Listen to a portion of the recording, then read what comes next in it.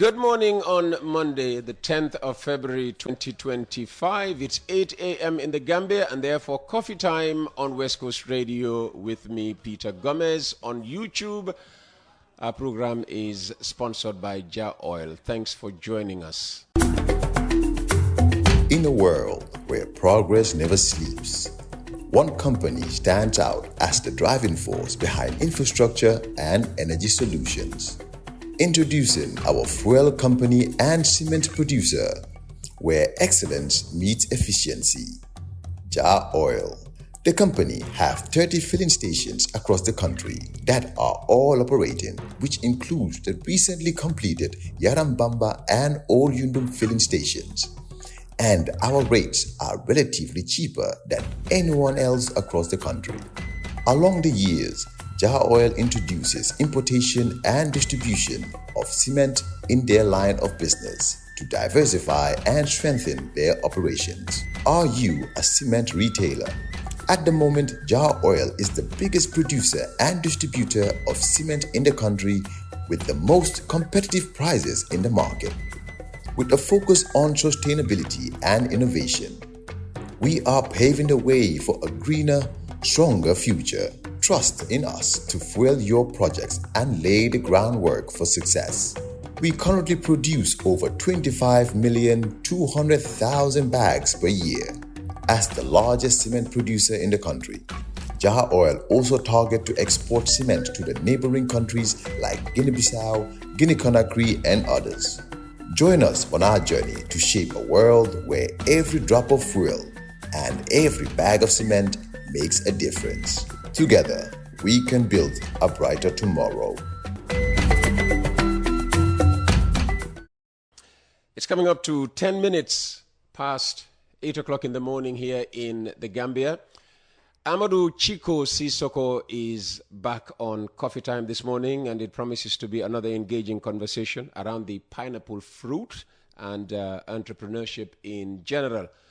Now, if you're of the opinion that the Gambia is the place where great ideas and projects only come to die, or that Gambians are the laziest and most entitled people on the continent, you need to stay through this conversation and hear Chico out. And he's right in front of me right now. Good morning, Chico. Good morning. How are you this morning? I'm very good. And I see you haven't come empty-handed to the program this morning. Definitely. I had to come with the birthday gift. We spent the last program talking about pineapple, but no sign of any pineapple in the studio. Definitely.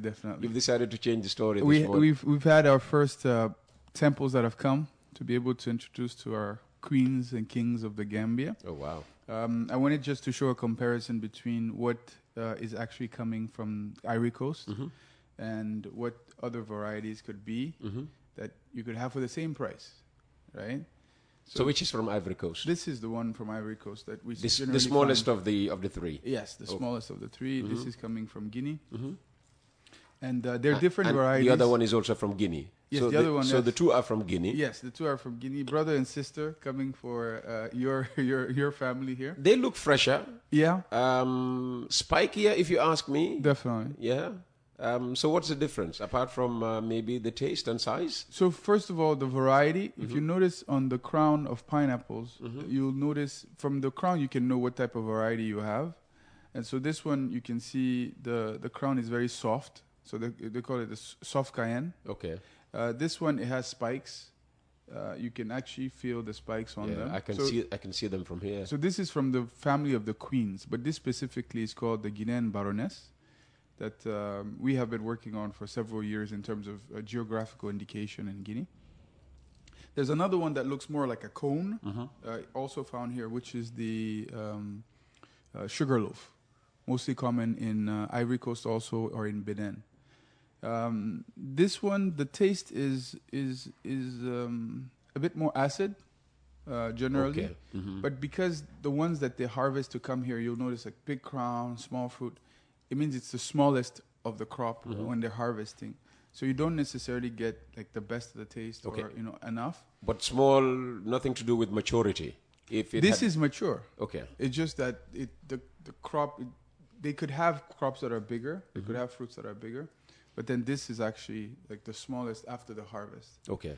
And I was in Senegal 2 weeks ago, thinking that maybe the value chain would be better for them as well, but I found that they also get literally the same quality.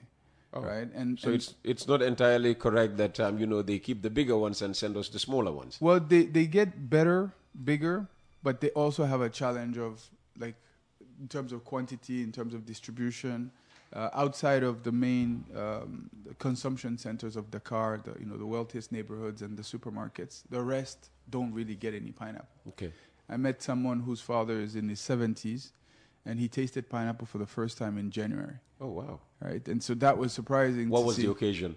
A family gathering, right? And one of the sons who came back from abroad, who decided to bring the pineapple home. And so we've got a distribution partner there to ensure that they too can be served. So it's actually a Senegambia issue. Okay. The problem is a bit bigger. The opportunity is there, but it can be solved. It's not something like rocket science. It's just there's a business model for this currently. We want to also create a business model for this. Okay. And the two can cohabitate. I don't think it's about replacing the existing, distribution. It's just improving.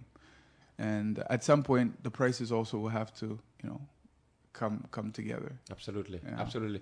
Now, if one were to go to the market, is there a reason why they would pick the smaller one over the bigger one?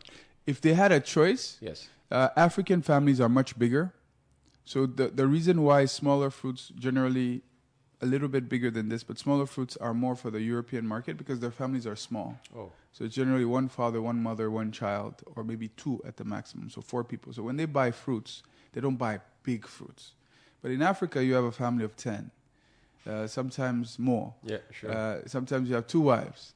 And so when a father or a mother is going to the market to buy anything, they think about the quantity of what can feed more people. Absolutely, absolutely. So, but in terms of taste, surely they don't taste the same. They don't taste the same. This is much sweeter.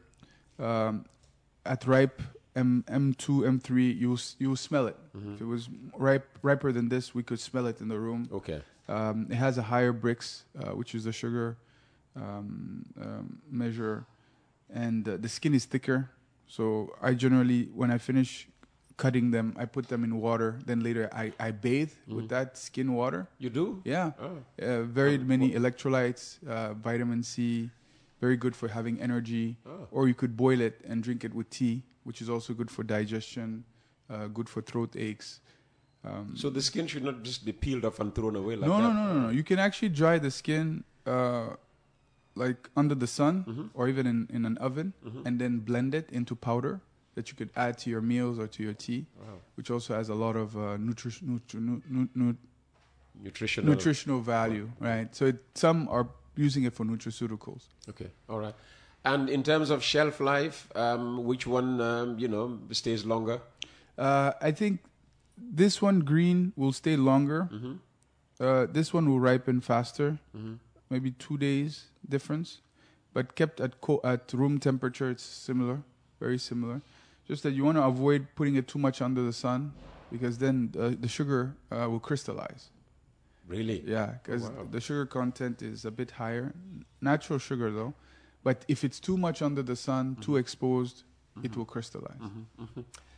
All right. We're with Amadou Chico Sissoko.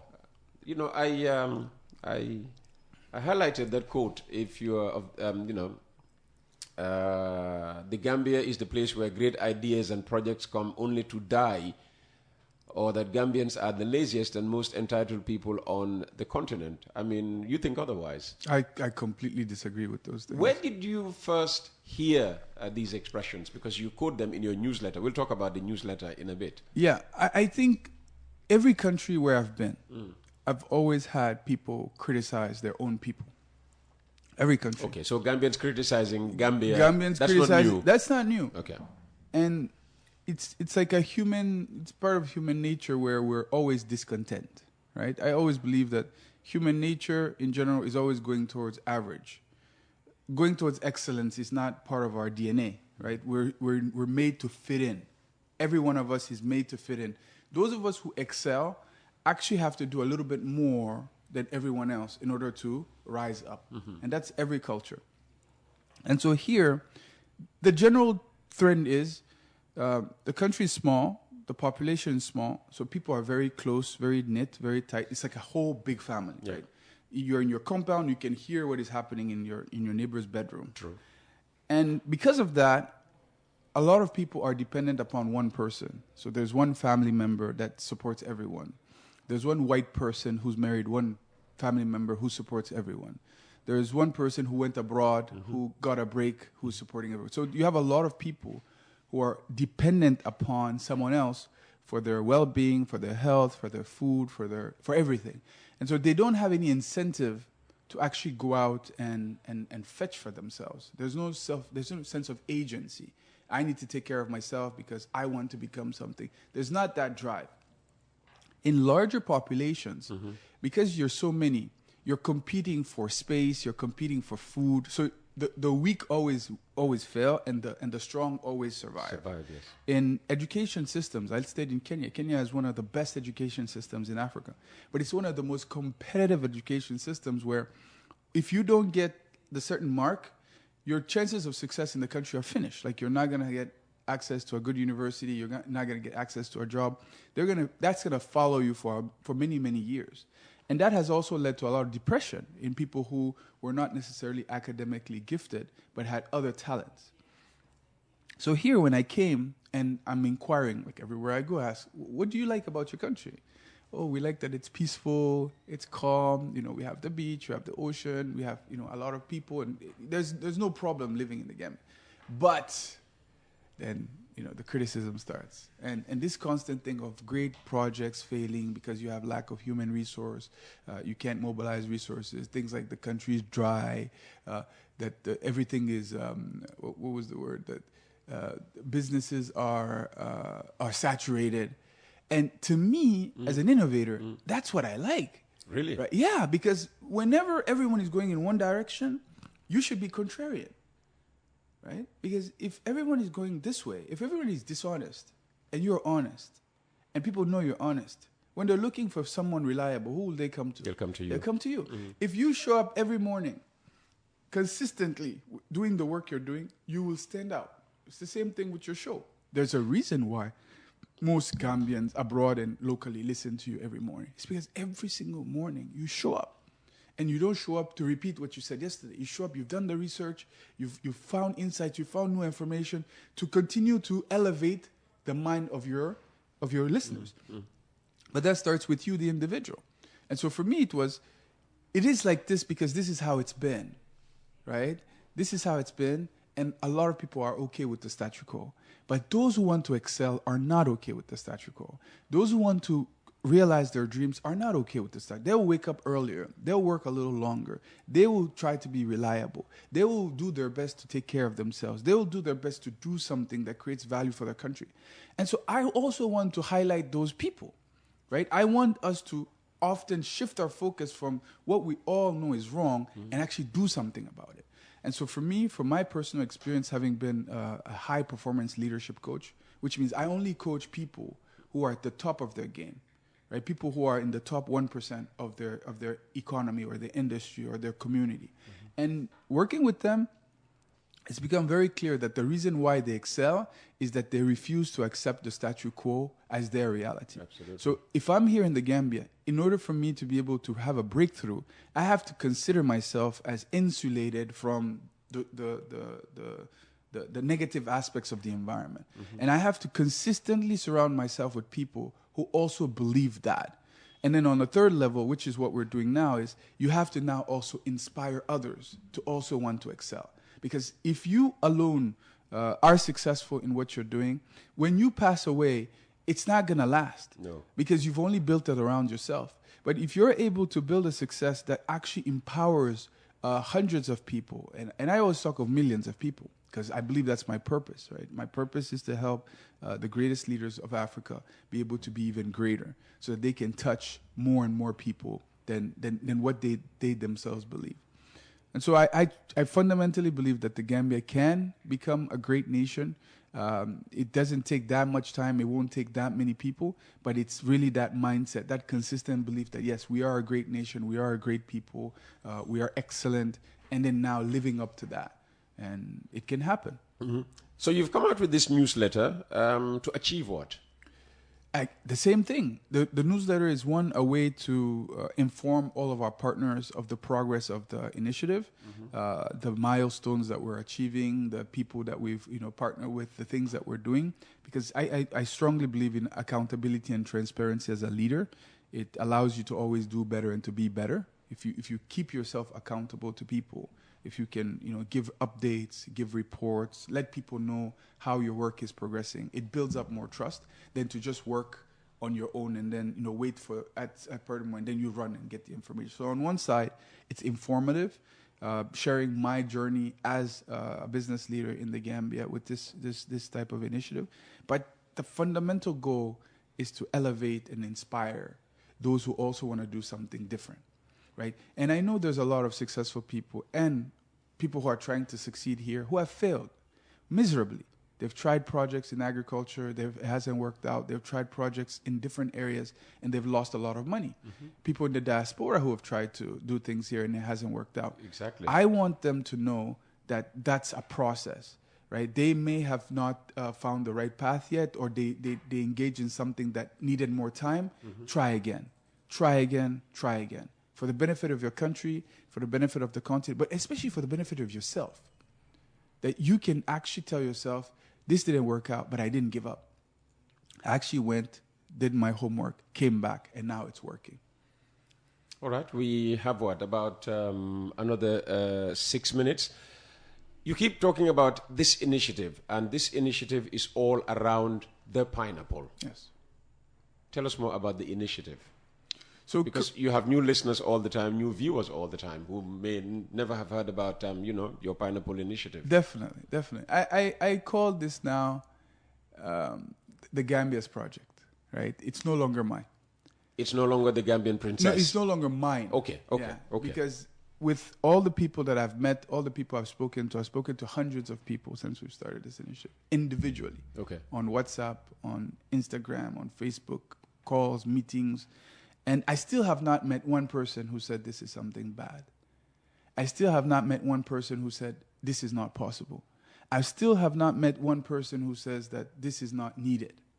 And it's true, we're talking a lot about the pineapple, but the goal is not just pineapple. More and more Gambians now are investing in agriculture because of this initiative. And they're calling me and thanking me and like, I have this project of this, I wanted to do this, but now I'm going to try again. I'm like, go ahead. And so the basis of this project is to make the Gambia a producer and exporter of pineapples in the next 5 years. The first phase, which we are on, is to build a community of investors. So people who believe what we believe and also want to see it happen, but are passive. So they don't have the time to do the farming, they don't have the time to get involved physically, but they give us the support, the advice, the financing for us to be able to launch it. Part of that first phase also is identifying the farmers, the visionary pioneers here who want to be the leaders of the pineapple sector. We're going to make pineapple very accessible. The goal is every household in the Gambia will have a pineapple seedling because we'll make it cheap, $50. Some sell them at $250, some at $300. I've seen even someone sell $500 one seedling. We're going to make it at $50 seeds. From next week, we'll have the first batch come. So that anyone and everyone who wants to plant a pineapple in your compound or in your farm, you have it accessible. We have the training as well that comes with the seedlings. So the training, we have our trainer also who has arrived. He arrived 2 days ago. He's installed here with our partner Samba 5 for the nurseries. So we're going to do trainings. And we're actually going to create online training programs to make it accessible again to many people so that barrier of, how can I come there to get trained? We take that away. And bringing the fruit, which we've also started. These are the first samples. We've taken a space at Tropic Mall. We're going to launch there so that we can be interacting directly with our customers. So anybody who needs pineapples, the best place from when? Tomorrow? From this week. From this week? From this week. Should go to the Tropic Mall. At Tropic Mall, okay. Yeah. We've taken the stand. We're going to start decorating. We'll communicate on it. So that's the first part. Mm-hmm. The second part, once we have this community of investors, it proves our model, right? We have the seedlings here. We have the farmers. We also have the product. And the distribution is between Guinea, Gambia, and Senegal. The next phase now is going into large-scale production. And large-scale production with its minimum 100 hectares near the water, near the highway, right? So that whatever is produced there can be distributed in the Gambia, but also in Senegal. And why is this broken down in phases? Because every project, if you really want to succeed, you go baby steps with a big vision. And the first phase is really to identify who are the people that we want to do the bigger project with. Who are the people who believe in us now, who see what we're doing and of value, who join us, so that when we now go to the largest scale project of production where we're going to produce, process, and export, they are the ones that we also invite to join us, right? So that is very important. But something else I want to tell people is You have a minute for that. yeah, Senegal is launching a mega agricultural project for Casamance. 10,000 hectares will be developed by an Italian company. And that company, the goal is that they want to bring back all the people of Casamance back to the region, so security, but also boost the agriculture. That is an opportunity and a threat for the Gambia. An opportunity in the sense that they're going to mostly focus on crops for food security, rice, maize, animal husbandry, etc. I don't see them making tropical fruits as their main focus, because I read the plan. Tropical fruits is not really the main focus because you have to think about food security. If the Gambia and the Gambians who see this opportunity of Senegal and abroad, and they get involved right now in agriculture, not even pineapples, don't even forget pineapples, any form of large-scale agriculture that you can start developing right now, you're going to take advantage of this corridor of high produce that will be happening. And if you go into seedlings, seedlings of pineapple, seedlings of whatever, you will have a market there also to sell your seedlings. We found that we have more seedlings on our farm in Guinea than the entire Senegambia region because there's no large-scale pineapple producer. And so we want those who want to come with us on this mission, that we specialize on growing crops that other countries will need from the Gambia. We grow crops that other farmers will need around the Gambia. In the next 5 years, even if there's a civil war or the Third World War, those who have crops in the soil are those who are going to benefit. Because if the trade routes are blocked and there's no more export-import, it will be the local African market that will develop. Absolutely. And so we encourage anyone who has the same vision as us to get in touch. This is not a one-man vision. It cannot be accomplished by any one individual. It's a collective effort. And thank God to all those who have believed in us and who are walking with us. I pray that also whatever they're pursuing and their goals, that it can be accomplished. For someone listening to you, watching you from anywhere in, the UK, the US, or elsewhere around the world that wants to get in touch with you, what's your contact detail? We'll share the email because now the team is the one that will be interacting with every individual. I will be also available. So the email is influxcapital@gmail.com. But your influx has an E at the end. As an E at the end, Okay, yeah. that's okay. INFLUXE, capital CAPITAL @gmail.com. My number is, the local Gambian number is 379-3365. And my WhatsApp number is +224 622-102153. We'll put those numbers up for those watching on YouTube. Amadou, thank you very much for coming. Thank you very much, Peter. That was Amadou Chico Sissoko, CEO of Influx Capital, also known as the Pineapple King. It's Coffee Time with Peter Gomez, coming to you live on West Coast Radio. In a world where progress never sleeps, one company stands out as the driving force behind infrastructure and energy solutions. Introducing our fuel company and cement producer, where excellence meets efficiency. Jar Oil. The company have 30 filling stations across the country that are all operating, which includes the recently completed Yarambamba and Old Yundum filling stations. And our rates are relatively cheaper than anyone else across the country. Along the years, Jar Oil introduces importation and distribution of cement in their line of business to diversify and strengthen their operations. Are you a cement retailer? At the moment, Jar Oil is the biggest producer and distributor of cement in the country with the most competitive prices in the market.